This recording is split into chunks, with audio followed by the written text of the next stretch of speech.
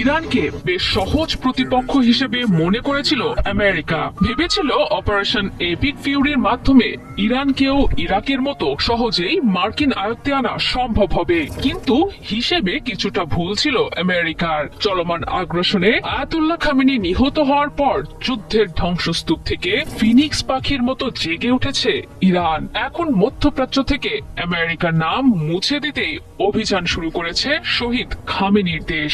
আমেরিকাই হয়ে উঠেছে ইরানের মূল টার্গেট। রিয়াদের পর ড্রোন হামলা চালিয়েছে আরব আমিরাতের দুবাইয়ে অবস্থিত মার্কিন কনসুলেটে। ইরানের উদ্দেশ্য একেবারেই পরিষ্কার, মধ্যপ্রাচ্য ভূখণ্ডে বসে ইরানের বিরুদ্ধে আর কোনো নীল নকশা বাস্তবায়নের সুযোগ দেওয়া হবে না যুদ্ধবাজ আমেরিকাকে। 72 ঘন্টা ময়েশ্চার লক সমৃদ্ধ লিলি বডি ওয়াশ, শিয়া বাটারের গুডনেস স্কিন রিপেয়ার করে রাখে সফট ও গ্লোয়িং।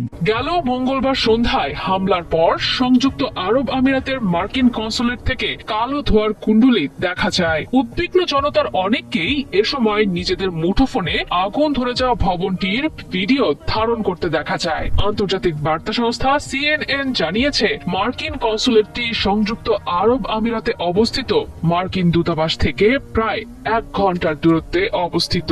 ড্রোনটি মূলত মূল ভবন চ্যান্সারির পাশে পার্কিং এলাকায় আঘাত এনেছে বলে জানা গেছে। হামলার পর সব কর্মীর খোঁজ পাওয়ার খবর নিশ্চিত করেছেন মার্কিন পররাষ্ট্রমন্ত্রী মার্কো রুবিও। সন্দেহভাজন ইরানি ড্রোন হামলাটির ফলে স্থানীয় জনগণের পাশাপাশি কনসুলেটের অবস্থিত মার্কিন নাগরিকদের জন্য বড় ধরনের নিরাপত্তা ঝুঁকি সৃষ্টি হয়েছে, যার প্রেক্ষিতে সতর্কতামূলক কর্মসূচি হিসেবে কূটনৈতিক মিশনগুলোতে কর্মী সংখ্যা যথাসম্ভব কমিয়ে আনছে মার্কিন প্রশাসন। অনির্দিষ্টকালের জন্য বন্ধ ঘোষণা করা হয়েছে সৌদি আরব, লেবানন ও কুয়েতে থাকা মার্কিন দূতাবাসগুলো। মূলত মধ্যপ্রাচ্যে মার্কিন উপস্থিতির ওপর চাপ বাড়াতে চাইছে ইরান।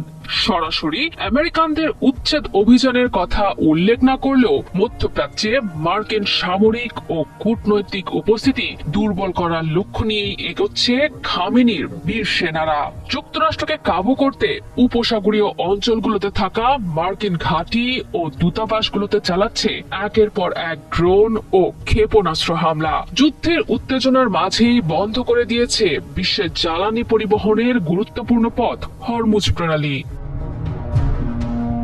এই অঞ্চলে আমেরিকার উপস্থিতিকে পুরোপুরি অনিরাপদ করে তুলতে চাইছে ইরান। মনস্তাত্ত্বিক চাপ ও গভীর রাজনৈতিক বার্তা দেওয়ার অংশ হিসেবে ধারাবাহিকভাবে হামলা চালাচ্ছে মার্কিন উপস্থিতির স্থানে। কারণ ইরান বুঝে গেছে কূটনীতির টেবিলে দর কষাকষির মাধ্যমে আমেরিকার মনে ভয় ধরানো সম্ভব নয়। তাই পরোক্ষ লুকোচুরি বাদ দিয়ে ইরান বেছে নিয়েছে প্রত্যক্ষ হামলাকে। তবে আপাত দৃষ্টিতে ধারণা করা হচ্ছে অহেতুক কোনো মার্কিন নাগরিকের প্রাণহানি করা ইরানের লক্ষ্য নয়, বরং কৌশলগত উপায়ে আমেরিকাকে মধ্যপ্রাচ্য থেকে বিতাড়িত করার উদ্দেশ্যে নিজেদের পূর্ণ শক্তি নিয়ে নেমেছে ইরান। মঙ্গলবার দিনের শুরুতেই ড্রোন হামলা চালিয়েছিল সৌদি আরবের রিয়াদে অবস্থিত মার্কিন দূতাবাসে।